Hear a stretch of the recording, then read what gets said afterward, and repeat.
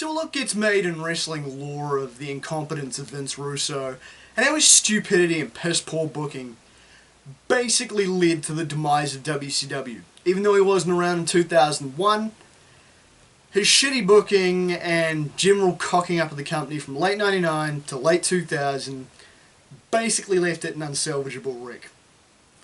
What isn't so much part of Russo's legacy is the effect he had on the company in other countries. Now, I can't speak of many other countries. I do know WCW was still doing well in Australia in 2000, considering we got a channel called Channel V over here, which was an Australian music channel. They gave away some WCW tickets once, and there was some strong competition for those fucking tickets. So obviously it still had some fans in Australia, because its Australian tour sold pretty well.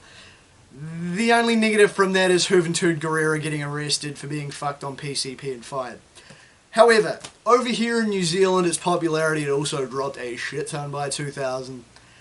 And I'd like to go into basically how WCW tanked over here thanks to Vince Russo. See, WCW was basically the promotion over here in New Zealand for a while. See, with us, we didn't all have access to the then WWF, right? So 1997 was a banner year for both companies. 1997's when New Zealand got both WCW and the WWF back on New Zealand TV. Wrestling was banned here in 1990. I chalk it up to 1990 because my dad remembers The Undertaker being on WWE TV and he didn't debut until Survivor Series 1990. So it was banned here from 1990 to, I would say, 1995 if I want to be technically correct. And then the ban was fully lifted by 1997. Why technically 1995, you say? Well, I had looked through some old TV guides my mum had stashed away somewhere before I left home. In those TV guides, under one of the channel listings, under I think it was Orange at that point, the precursor to Sky One, which was the precursor to The Box, which now is WWE's TV shows. So, Orange had these listings for WCW Worldwide and WCW Saturday Night. So WCW was being played over here, but obviously it would have been a niche audience because fucking nobody seems to know about it. The only reason I know about it is because I found it in those TV guides.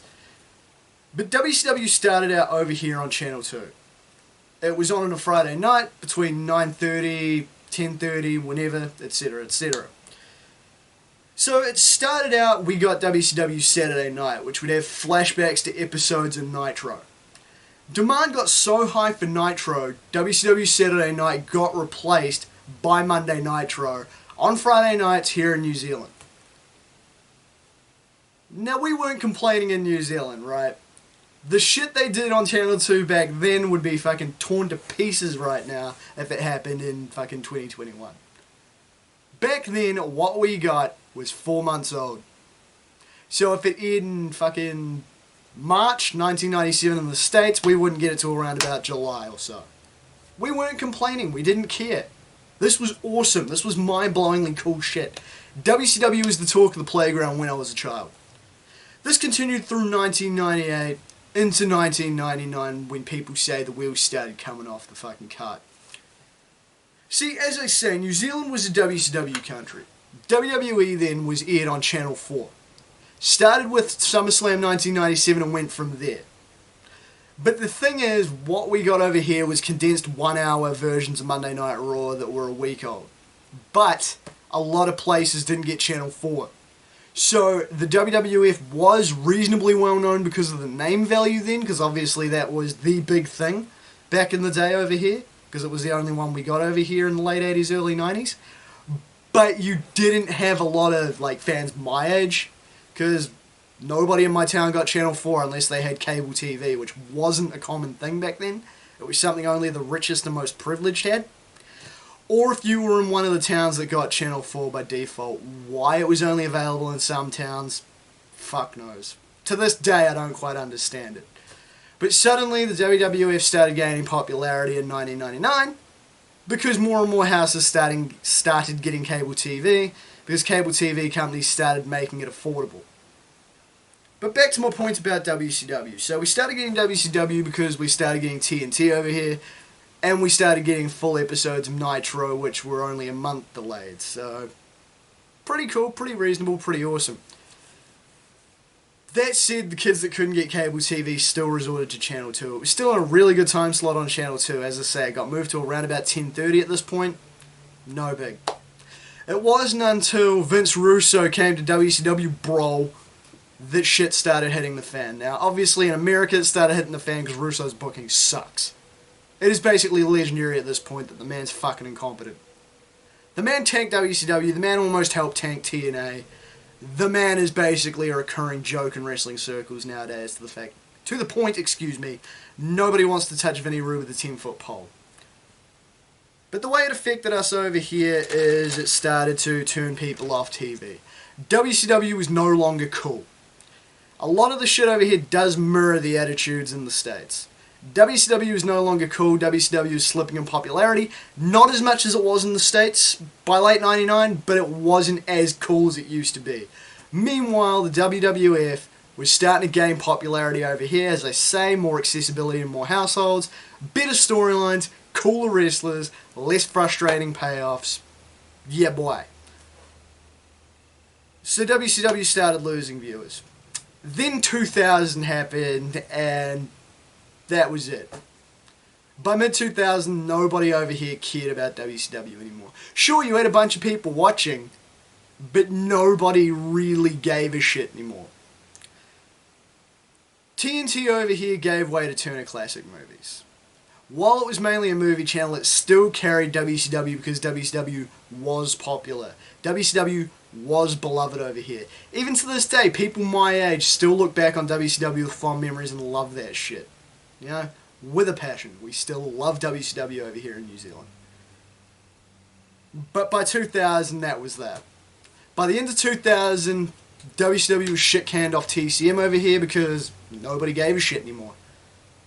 We basically ended with the mystery opponent for fucking the first pay-per-view of 2001, which turned out to be Animal. I remember it because they got to the point of Flair being the president, them teasing the mystery man for that fatal four-way at, I think it was Sin, them teasing the mystery opponent for that fatal four-way, and that was it. They got shit-canned after that. Meanwhile on Channel 2, what had been probably their highest rating program every week, with heavy promotion, with free pay-per-views every 2 months, yeah, that got moved to 1 AM on a Saturday morning. I remember the only reason I even knew where WCW was at on Channel 2 anymore was because I woke up one morning crook, decided, fuck it, what's on TV? Hey, WCW Nitro, and this is different, okay? And this is 2001 by this point. So this shit had been moved to 1 AM on Saturday morning, and yeah, while Channel 2 stayed with WCW until the end of the run, because of Vinny Rue's booking, and because of nobody giving a shit, it got moved to 1 AM, nobody was watching, it got shit canned around about the time WCW got brought out by WWE and cancelled in the States. And it's a shame. It's a real shame. Because WCW used to be the coolest shit on the playground. Everybody loved the NWO.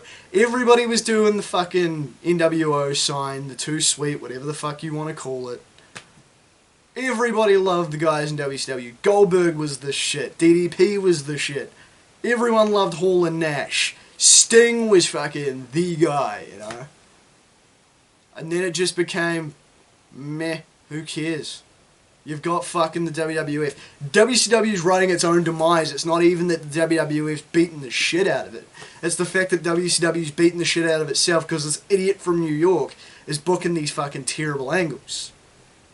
Vince Russo helped kill WCW. This is a known fact. There have been fucking books written about it, for God's sake. He didn't just fuck it up in America. He fucked it up over here in New Zealand, and it sucks. Because go back and watch old episodes of WCW on the network. That shit was on an upturn in 2001, man. You can't tell me it wasn't. The writing improved. The quality improved. They started pushing some of the younger guys. They started pushing the right guys. They'd pretty much kicked all of the WWF's fossils out of the door by that point, and were focusing on their own branded guys again, with the exception of Kevin Nash, I think. WCW shouldn't have carked it, but it did.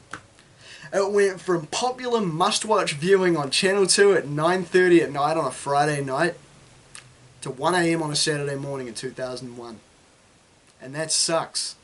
That really, really sucks. And it's a crappy end for the promotion that basically made wrestling a hot commodity in New Zealand. And you can say, oh yeah, the WWF. As I say, the WWF wasn't widely watched here until '99. WCW was it. And WCW is the reason wrestling got popular in New Zealand again. It's the reason we even have wrestling on TV over here to start with. And it's a shame. It really is. And it probably wouldn't have suffered that fate if Vince Russo's booking hadn't tanked the fucking company. It's a bloody shame, man. I'm Damien Skyfire. Till next time.